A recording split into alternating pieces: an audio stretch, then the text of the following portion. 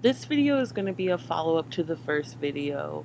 In the first video, I did an overview of what the budget template looks like, where everything goes, and how it works. In the next video after this, what I'll do is I will input a budget into the template from scratch so you can see how everything works from a blank slate. So this will involve putting in the formulas, making the columns, and seeing how everything starts to calculate itself. I'm going to share this template, which is a Google Sheet, for you to fill out. It would be great for you to spend a week filling the sheet out because you can take into account all of your expenses. So I'm just going to go over this really quick. So you're going to put in all of your monthly and weekly expenses because they are put in the same section, right? And then you're going to put the allowance for these categories here.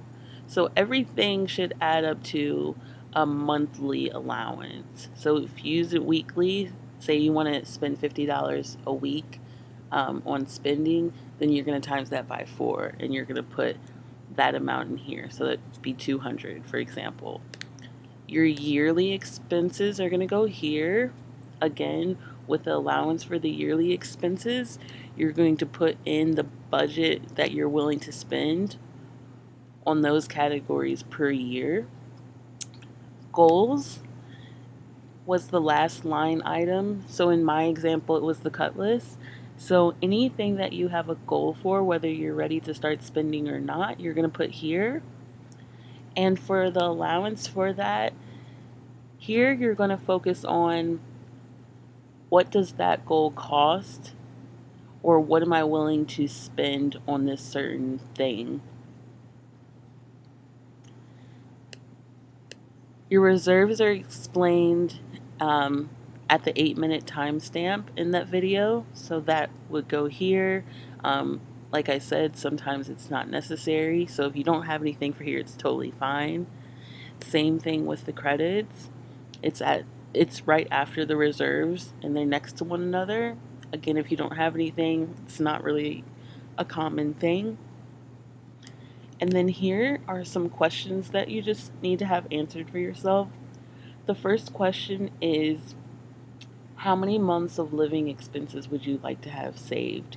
So this is necessary so we can evaluate where you're at in your savings. And this would be at least one goal that you're going to have. I suggest that you have at least a minimum of 3. If you want to do more than that, it's up to you, and that's the more the better. Mine currently is going to be a year. So going into the next year, that might change. The next thing that you want to evaluate is what percentage increase do you want to project for next year's budget. So I would say the best way to decide this is to go off of what do you ideally want to see what percentage increase do you want to see in your income next year. So let's say I'd like to see 20% increase in my income next year, right?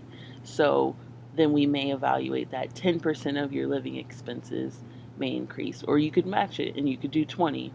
So it's up to you. Mine is 20% right now, and we'll see going forward if that changes. But the example of this is also in the first video, and I conveniently put these timestamps here. So if you want to reference what exactly this line item is and where it is placed in the video, and then you'll get a little explanation or reminder of what it is. So for this question, it's at this time. For this question, it's at this time. What I'm going to do is share this Google Sheets link in the description. If that somehow doesn't work, then you can email me and I will send it to you. But as of right now, I would spend a week doing this, and then I would go to the next video, which will be making your actual budget and template from scratch.